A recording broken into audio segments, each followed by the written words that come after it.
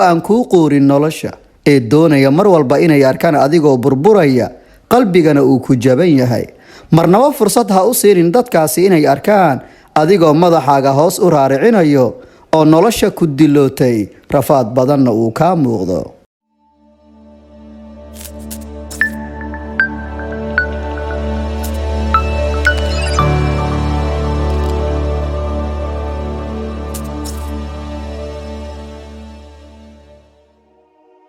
Assalaamu calaykum.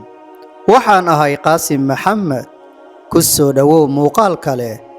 Inta uurka ka nacab iyo inta sida tooska ah ku nacab intaba waxay sugayaan maalinta aad ku fayso nolosha aad ka dhacayso iyaga u soo baahanayso kadibna ay ku bahdili doonaan. Inta aad ku jirto ciyaarta wahsiga hurda dheerida waqti lumiska isdhahaysana dhalinyaro ayaan ahay waqti ayaan haystaa oo maalin kale ayaan bedeli doonaa naftayda. Ogow waxaad sii badinaysaa fursadaha cadowgaaga kuwaasoo aaminsan inaadan mudnayn waxa aad haysato iyo waxa aad ku haminayso inaad hantiso intaba. In lagu caayo lagu bahdilo cirdigaaga iyo sharaftaada wax laga sheego laguguna daro eegmo iyo ficilo qalbigaaga gubaya intaba waxaa laga helaa cadowgaaga. waana wax caadi ah in noloshu ay kula kulansiiso dad noocan oo kale ah balse adiga inta aad waqtigaaga ku bixinayso waxyaabaha dhalinyaradeenna intooda badan ay waqtiga ku bixiyaan ee noloshooda mugdiga galiyay kana dhiga dad maanta u xabisan shahawaadkooda iyo doonista naftooda sida daawashada aflaamta xunxun oo ay caado ka dhigteen lana saaxiibeen bar walba oo lagu soo bandhigo aflaamtaas isticmaalka balwadaha xunxun ee godka ku sii ridaya mustaqbalka iyo aayatiinka noloshooda.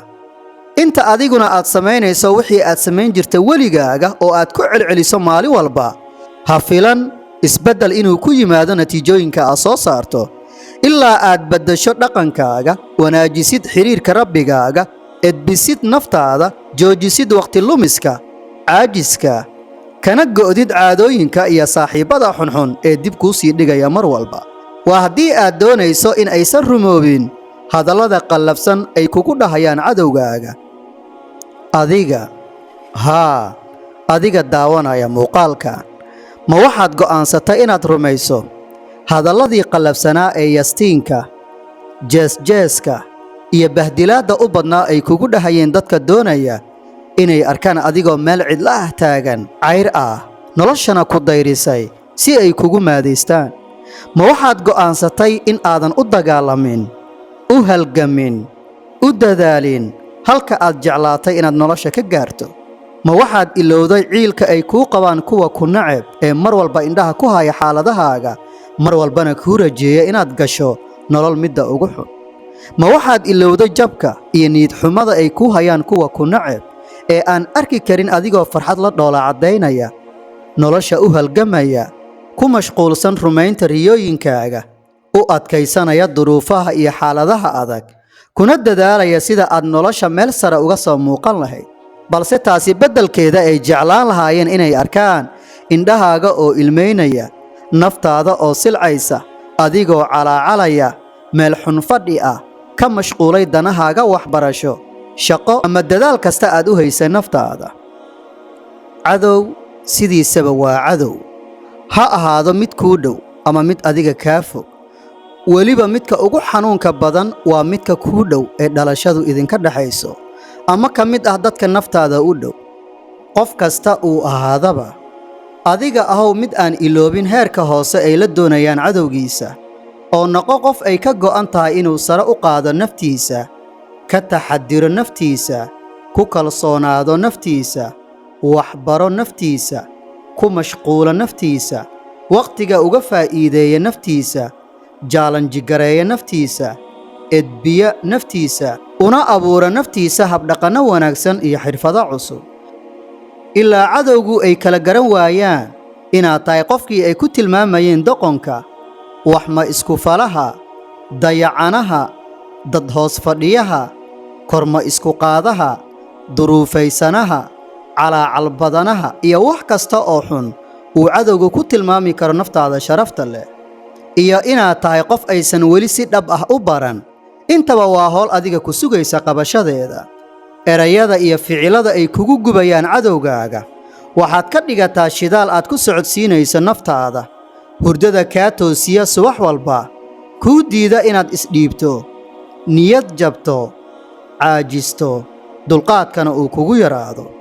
dhaliilaha cadowgaaga u qaado dhiirigelin dhaqaajinaysa damiirkaaga, hurdada ka kicinaysa dareemahaaga, kuu iftiiminaya waddooyinka aad noloshaada ku dhisanayso, sarena aad ugu qaadayso naftaada. u istaag naftaada oo qiimo u yeel naftaada oo gara qaladkaaga oo tusi kuwa ku nacab ee nafta kugu jirta kuu quurila ee ku xasdaya, ceebahaaga raadinaya, dadka kugu diraya, rajaynaya inaad iyaga ka hoosayso ama aad ku noolaato nolosha iyaga ay kuu saadaaliyeen. intaba waxaad dareensiisaa inay ku jiraan riyo maalmeed oo aadan ahayn qofka ay kuu arkaan iyaga.